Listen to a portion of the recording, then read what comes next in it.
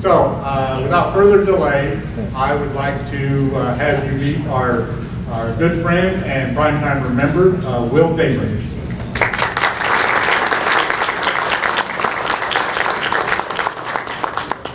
Thanks, guys. My name is Will Damron, and I've written a book entitled Cop Out. And thanks to the Primetimers group here in Las Vegas, Pete, Art, Jim, David, several of the other guys, I've got the opportunity to be here this morning to talk to you. And I'm glad to be here and to tell you a little bit about my story. You know, as you're at a meeting like this and with a bunch of other guys that are about our age, we've all got a story. And we've all got a lot of great stories. And my story is a little bit unusual, as is probably all of ours to an extent. If you came out in the 60s, that was a wild time in the history of our country. The Vietnam War was going on. 40,000 young men a month were being drafted into the military. You were hearing things like flower power and hippies and acid rock music, and there was just a lot of stuff going on. My story is a little bit more unusual because of where I was. I was in Oakland, California. And during the 60s, I can tell you, Oakland was on the evening news almost every night of the week. We were right next to Berkeley, where the riots were occurring over the Vietnam War. It was a rough town then. Oakland is still a rough town today. And for myself, what made it interesting is I was right on the front line. I was a cop in Oakland, California. Basically, though, my story started in May of 1965. I was completing my junior year at Arizona State University. It had about a week to go of school. I was an art, English, education major. I was planning on becoming a school teacher. And as I was walking to one of my last English classes, I stopped and I picked up a copy of the student newspaper. And I'm thumbing through the paper because the professor was late. And so I'm sitting there reading it, and on the very last page of that paper, up in the right-hand corner, there was a little 1-inch square ad with a thick, black, ominous-looking frame around it, which I'd never seen before. And I looked at that ad, and it said, Oakland Police Department Recruiting. And it had a telephone number, and it said, starting salary, $646 a month. Now, that may not sound like a lot today, but if I stayed in school for one more year and got my teacher's credentials and started teaching somewhere in Phoenix, I could expect to sign a contract for maybe $400, $425 a month. If I could get my butt to California, which is what a lot of kids in Arizona dreamed of doing, I might be able to sign a contract somewhere for $450 to $475. So when I saw that ad for $646 a month, that looked pretty good to me. So I ripped it out of the paper, I took it home, and I showed it to my mom that night, and I said, hey Mom, look at this, what do you think? And Mom looked at it and she said, well, you know, your great-grandfather was the chief of police in Roanoke, Virginia. I said, gosh, Mom, I said, I didn't know that. And she said, with a father in the military, you're used to a uniformed environment and being around weapons and guns and pistols and stuff. She said, it might not be too far a stretch if you think it's something you might be interested in. Well, I was interested in $646 is what I was interested in. So the next day, I called that telephone number. I talked to a woman in personnel who gave me a few pre-qualifying questions, which I answered. And I told her, I said, listen, I'm only 20 years old, but I will be 21 in another month. And she said, that's close enough. She said, I'll send you the application. So the next day, I got the application in the mail. Mom and I went over it that night, and Mom typed the whole application out for me so it would really look nice and neat. So the next morning, Mom's getting ready to go to work, and part of that application, you had to have 5 letters of recommendation, personal letters of recommendation, from 5 people who had known you for at least 5 years. So Mom's heading out the door, and I said, hey, Mom, who are we going to get to write these 5 letters? And my mom said, don't worry, I'll take care of that. My mom worked in the Ellis Building in downtown Phoenix, Arizona. The Ellis Building was about a block and a half from the state capitol. The Ellis Building contained the offices of every state and federal elected or appointed official in the state of Arizona. My mom knew everybody in that building. And everybody in that building knew my mom. She was a force to be reckoned with. So that day, 5 letters of recommendation were typed out and mailed from that office building. First letter of recommendation came from the head of the Arizona Highway Patrol, top law enforcement office in the state of Arizona. Good recommendation. Second letter of recommendation came from the head of the Arizona National Guard, military. Good recommendation. Third letter of recommendation came from a man named Mr. Gwynn, who was the head of the Veterans Administration in Phoenix, Arizona. Fourth letter of recommendation came from Senator Carl Hayden, who at that time was the oldest ranking senator in the United States. Good recommendation. He could have recommended me to West Point if he wanted to. But anyways, and the last recommendation came from the little old lady who lived behind us across the alley. My mom wrote all those letters. I know she did. And I know she took them into the offices of those various gentlemen, and she said, here, sign this for me. And they signed, thank you, Alpha, glad to do that. And then Mom made sure they got in the mail. They all went in the mail that next day. Not bad. So it was a couple of days after that, and I get a call from a gentleman in Oakland, California. His name is Lieutenant Lewis. By the way, I will mention, all those letters were on the very official-looking stationery, in the official-looking envelopes, and they were signed by the people they were supposedly written by. So the next couple of next days, I get this call from a Lieutenant Lewis in Oakland, California. And he said, Will, he said, I've got your application in front of me here. You're interested in being a policeman in Oakland, California? I said, yes, sir, I am. And he said, I'd like to get together with you and meet you, talk to you a little bit about being a policeman in Oakland, California. And I'm going to be in Phoenix next Sunday, this coming Sunday. He said, do you think it'd be possible on Sunday for me to meet you? And I said, yes, sir, absolutely. He said, good. I'm going to be staying at the YMCA. I'd like to know if I could meet you at 6 o'clock at the YMCA in Phoenix, Arizona. And I said, yes, sir. He said, Will, do you know where it is? And I said, yes, sir, it's on 1st Street in Phoenix, Arizona, downtown. I know exactly where it is. He said, good. He said, I want to meet you there at 6 o'clock on Sunday morning. So that next Sunday morning, I'm there. It's bright, it's sunny, the building faces toward the east. It's already 90 degrees. It's the month of June. It's going to be 100 degrees that day. I'm there in front of the YMCA, and so are over 200 other men that morning, all waiting to meet Lieutenant Lewis. And I'm thinking to myself, holy hell, how am I going to impress this guy or get a one-on-one with this guy in any way to stand out from this crowd of 200 men who are there? How the heck is this going to happen? I'm also a little disturbed because a lot of those guys who are standing there are in suits, nicely dressed in suits with dress shirts, ties, and stuff like that. And Lieutenant Lewis had told me, he said, listen, Will, by the way, when you show up, he said, dress casually.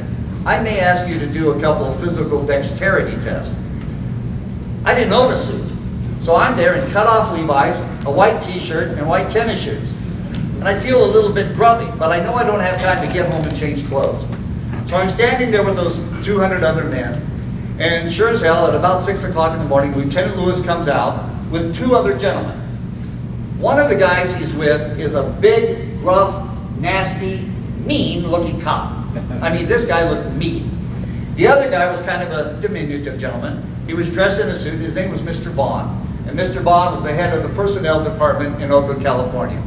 Well, without much fanfare to do introductions or anything else, they split those 200 men into 3 different groups, and each of those groups went with one of those 3 guys for a day of testing. Lucky, lucky me, I get to go with Big Nasty Mean Cop.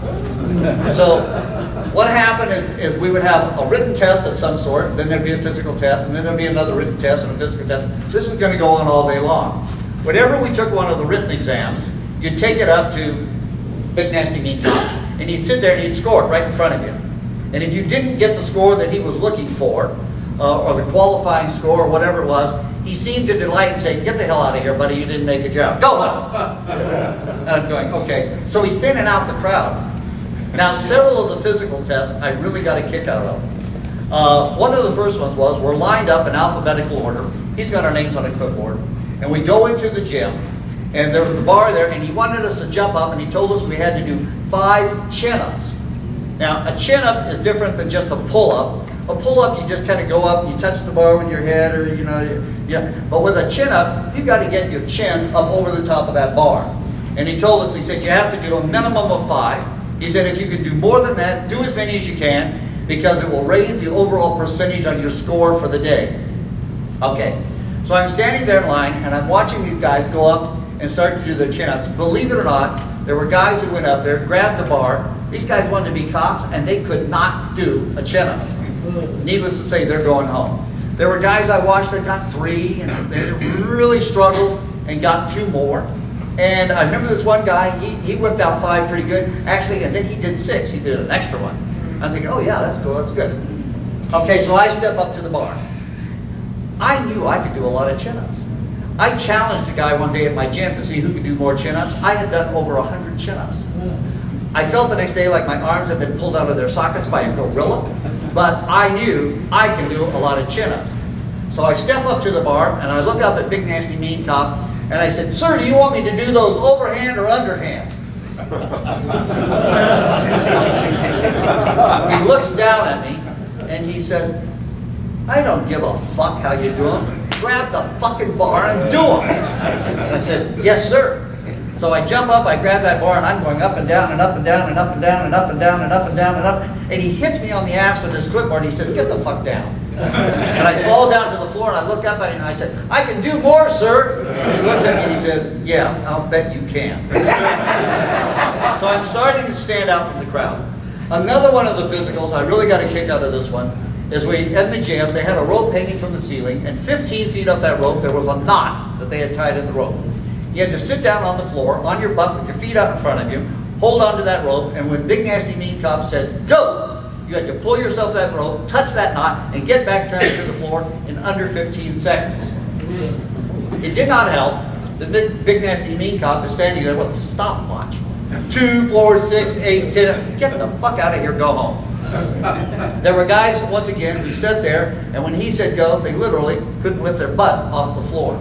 So they're going out of there. I sat down on the floor, held onto the rope. He said go. I shot up that rope, touched that knot, and fell back down to the floor in under 10 seconds. I was making an impression on this guy. Here's the last one.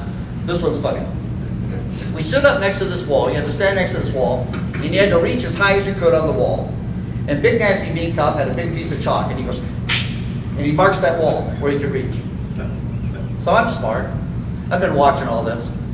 And I go up next to the wall, but I don't stand right next to the wall. I'm a little ways away from the wall. And I kind of go,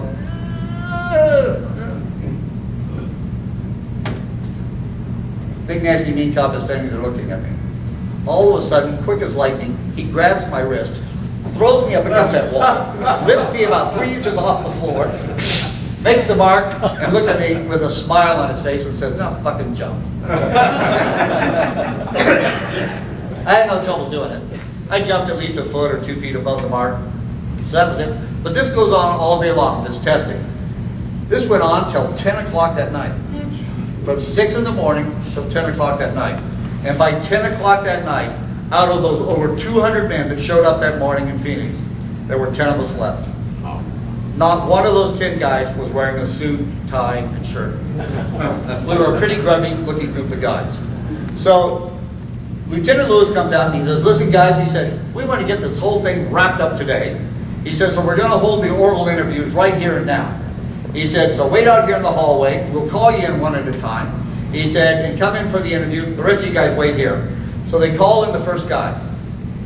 First guy goes into the room. The rest of us are standing out there in the hallway waiting. And he's not in there but about 6, 7 minutes. Comes out, slams the door, says, "Fuck those assholes. What a bunch of bastards. All they tried to do is piss me off. I don't need their shit, man. I'm out of here." And I'm thinking to myself, good God, what the hell is going on in there? Second guy goes in. He comes out in about the same length of time, and he's kind of, he's crying. A grown man, and he's crying. And we're all, "Buddy, what happened? Hey, calm down. You're okay. What happened? What happened? You okay?" And stuff like that. He said, he said they started asking me questions, and he said, "I tried, but then the big cop guy, he started saying, queer, you're queer, hey little faggot boy." I'm not queer, I'm not. But he wouldn't stop saying that. I don't think I did very good. And he leaves. So now I'm really worried about what the hell is going on in there. I had been very, very lucky. All day long I had been paired off with a guy named Ron Danielson. That's actually his name. Just because of the spelling of our last name. My last name is Damron, D-A-M. His last name is Danielson, D-A-N. Ron and I had been together all day. Ron was a very savvy dude. He was ex-military, he'd been in the Navy. Ron was taking police science courses Ron really wanted to be a cop somewhere, and was determined to be a cop, and he looked the part. So anyways, I'd been paired off with Ron all day. So Ron comes up to me, he says, listen, Will, he said, all they want to do in there is fish off. They want to get you excited, see if you can lose your temper. He said, so whatever you do, whatever they throw at you, whatever they ask you, just stay calm, stay focused, make direct eye contact, but don't lose your temper in front of those guys or say something you shouldn't. He said, and by the way, he said, don't lie to them. He said, if they catch you in a lie, they're going to nail your ass to the wall. I said, okay, Ron, thanks. I said, I think I can do that. So my name is called, and I go in. So I close the door, I pull out the chair, I'm sitting down in front of the desk, and here's Lieutenant Lewis, there's Mr. Vaughn in the middle, and here's Big Nasty Mean Cop over here on the right-hand side. The fact that my great-grandfather had been the chief of police in Roanoke, Virginia, didn't mean a damn thing. It was on the application there in front of them, didn't mean a thing. The fact that they had the 5 most incredible recommendations that they had ever seen on a candidate to be a cop, didn't mean a damn thing. And something else that I found out later, when I again met Lieutenant Lewis in Oakland, California, the fact that I had the highest scores, written and physical, from any candidate they had ever seen, for anybody they had ever tested in the United States, the fact that I had those highest scores also didn't mean a damn thing. I was pretty sure by that time that Big Nasty Mean Cop was out for bear. And I think that my little fuzzy buck was the bear that he was focusing on. So I was a little bit nervous. So I'm sitting there, right away, Lieutenant Lewis asked me a question. And I said, well, sir, and I start to answer the question. I'm barely getting the words out of my mouth, and all of a sudden, Big Nasty Mean Cop interrupts. So I switch from Lieutenant Lewis to Big Nasty Mean Cop, and I start to answer his question, and all of a sudden, Lieutenant Lewis shoots back at me and says, excuse me a second. He said, if I ask you a question, I want a full, complete answer to my question. Do you understand me? I want full answers to anything that I ask you. Yes, sir, absolutely. And, you know, I want to answer your question. All of a sudden, Big Nasty Mean Cop interrupts again. He said, you know something? He said, you haven't answered a question in here straight this morning. He said, what the hell are you trying to hide? We know you're trying to hide something, you know, and we're going to figure out what the fuck it is before you get out of this room. And I, well, no, sir. I said, I'm not hiding anything, and I want to answer your question and do the best I can. Lieutenant Lewis comes back at me. Excuse me a second. Do you think this is funny? He said, do you think we're in here just blowing shit to have a good time? He said, it's 10 o'clock at night. He said, we're tired. He said, if you're not serious about this, we're serious about it. If you're not serious, get your fucking ass out of here right now. I said, no, sir, I am serious. I do want to answer your questions and stuff like that. So this goes on and on and on, and they're chewing on my ass. The only person who asked me a question that really seemed to mean anything was Mr. Vaughn. And he had my application there in front of me, and generally he would ask me something about some point on the application, and I could get my answers out to him. But Lieutenant Lewis and Big Nasty Mean Cop are just chewing me up. So anyways, eventually Lieutenant Lewis, he comes out with this one. This is a good one. He said, have you ever gotten in trouble with the law or done something where you should have gotten in trouble with the law? Well, that covers a lot of territory, doesn't it? Yeah. So I'm looking at him and I said, well, yes, sir. I said, I did get a ticket one time from the Arizona Highway Patrol. Big Nasty Mean Cop immediately. Oh, really, hotshot? And what was the fucking ticket for? And I said, well, sir, I said, I was speeding. I crossed a double yellow line, passing another car illegally. I was written up for reckless driving, and I had a falsified driver's license, and so he wrote me up for that, too. That stopped him for about a second.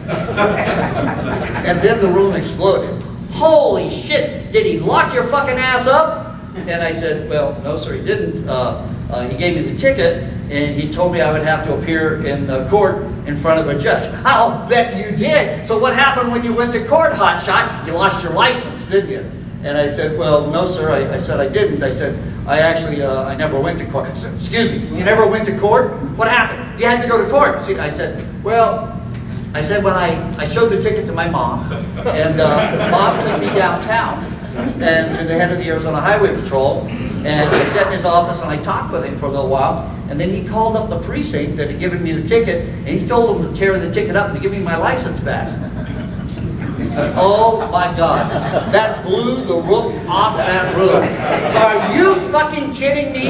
You weren't held responsible for something you did where you could have caused an accident. You probably would have killed somebody, and you weren't held responsible because you knew someone or your mommy knew somebody, and you weren't held responsible for what you did. And I said, sir, I said, I didn't ask him to tear up the ticket. I said, he interviewed me and talked to me, and that was his decision. I said, but I admitted what I did. I'm admitting what I did right now to you guys. I said, I didn't ask him to do that. Oh my God, they went something, I think that totally exhausted them.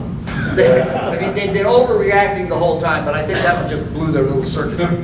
So anyways, we're sitting there, and finally Lieutenant, he slumps back in his chair, and he looks at me and he says, Mr. Damron, he said, have you ever had a homosexual experience?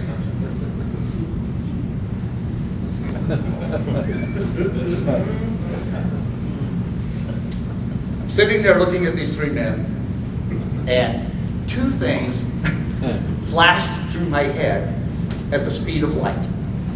The first one was about me and a friend of mine named Hugo. Hugo and I had known each other ever since we were sophomores in high school. And a gym had opened up not far from where we lived called the Gym and Swim. It was the first weightlifting, bodybuilding gym that ever opened in Phoenix. And Hugo and I had joined that gym together. And so for the next 3 or 4 years, Hugo and I worked out together all the time at gym. And we were pumping our biceps and seeing who got the biggest chest and who could do the most bench presses. We were really into it, really having a good time. And usually on a Friday or a Saturday or Sunday, if Hugo and I had worked out together, when we would leave the gym, we'd go to his house or my house, and Hugo and I would shower together. And then Hugo and I would go into a bedroom, and Hugo and I like to wrestle, naked. Excuse me, that's not gay. I mean, the Greeks and the Romans. So I'm sitting there, but I'm looking at these three guys, and I'm thinking to myself, nah, I'm not going to tell them about Hugo. Here's the other one that flashed through my head. And this is so ironic, it's absolutely unbelievable. 3 floors below the room where I am sitting right there looking at these three guys is the YMCA swimming pool. When I was a young kid, my mom enrolled me in the summer in a program called Sky Y Camp. And every morning during work, Mom would drop me off, and then she'd pick me up in the evening. So all day long, they had activities going for us. There was shuffleboard and badminton and ping pong and basketball, and we'd make little things out of leather, keychains, crap like that, paint little ceramic stuff. At lunch, we had our little box lunch. We'd sit on the floor in the gym, where I had just been. We'd sit on the floor of the gym, we'd watch a serial movie about Tarzan or something, eat our little box lunch. But every afternoon, for about an hour and a half, we got to go down to that gym and swim naked. I loved it. To me, it was the highlight of the day. Well, there was this one lifeguard there, and as I recall, he was kind of a handsome guy. He had a nice hairy chest, and he was naked too, except for his whistle. And he liked to get into the pool with us. And he knew 5 or 6 of us by name, and he'd stand out from the edge of the pool, and when he would point at you and call your name, you went underwater, pushed off from the wall, and swam out to him, and swam between his legs. I loved it. So I'm up against the wall, he went, Will, go! I go underwater, push off, I'm swimming out toward him, looking at him underwater, I get to him, I grope him, and tug on his dick a couple of times, and I swim between his legs, and I feel one of those hairy thighs brushing against the side of my head, and I come up behind him, up against his ass, he turns around, he holds me up next to that chest, Will, you did good, that was good, catch your breath, you all right, you okay? I'm up against that beautiful hairy chest, and, yeah. I'm ready. He said, you ready to go back? You ready to go back? Yeah, I can do it. So he lets me go. I go down the chest. Yeah, I tug on it a couple more times. Feel my way between his legs, the hairy thigh against my face. And I swim back to the wall. I thought it was great. And I'm sitting in this room in front of these three guys, and that pool is 3 floors below the room where I'm talking to these guys. And I'm thinking, but here again, I think to myself, I'm not going to mention Sky Y Camp. I'm not going to talk about that. But I do blurt out this. You ready? I said, well, I did have something sort of happen once. Big nasty mean cop immediately. Oh, really, hot shot? And what was this thing that sort of happened once? And I said, well, I was at the gym working out, and I came out of the shower, and there was this guy in a changing booth in front of me, and he was kind of like doing something to attract my attention and stuff, and he was like doing something to try and make me look. Lieutenant Lewis, that's it? What happened? What'd you do? And I said, well, I said, really, I said, he kind of scared me. I said, there wasn't anybody else in the locker room, and I said, so I got nervous, and so I ran. I put on all my clothes, and I grabbed my gym bag and stuff, and I ran out. I just left. Big nasty mean cop immediately. That's it? You just ran out? You left? And I said, well, yeah. I said, he scared me. I was afraid he might hurt me or do something to me. So I said, yeah. I said, I just ran out. Lieutenant Lewis leans forward. Are you ready? He says, Damron, he said, I'm going to tell you something right here and now. In Oakland, California, there are some big muscular queers, bigger than you are, who could throw you up against that wall, beat the shit out of you, and you may have to face one of them one day. Could you do that? I looked at Lieutenant Lewis and I said, sir, I would never run from a fight if others were depending on me. He looks at me for a minute and he says, Damron, he said, get the fuck out of here. And in about 10 minutes, send in a man named, what was my friend's name? Oh yeah, Ron Danielson. He said, send Ron Danielson in about 10 minutes. Thanks, guys. So I go out, and Ron's waiting for me. And he says, God, he said, you were in there about 20 minutes. He said, that's probably pretty good. How'd you do it? I said, Ron, I said, I have no idea. I said, I did stay calm. I tried to answer their questions, although I couldn't always. But it scared the crap out of me. If he would have told me about the Hells Angels, I think I might have done it. I, growing up in Phoenix, had never heard of the Hells Angels. If he wanted to scare the crap out of me, why didn't he tell me about the Black Panthers? The Black Panthers were founded in Oakland, California by Huey Newton, Eldridge P. Cleaver. Their offices were there. They had a big office up on Telegraph Avenue. There was a picture in the front window of Huey Newton sitting there with a rifle held erect in each one of his hands. They advocated armed resistance and violence against the Oakland Pig cops. If he wanted to scare the crap out of me, he should have told me about the Black Panthers. But no, there's no mention of the Black Panthers or the Hells Angels. All he tells me about is the big muscular queer that can beat the shit out of me. When I walk out of that interview, in my own fuzzy little brain, I'm thinking, geez, you know, if I get a job in Oakland, California, I may get to wrestle naked with some big muscular hairy men. Do I want that job? Hell yes, I want that job.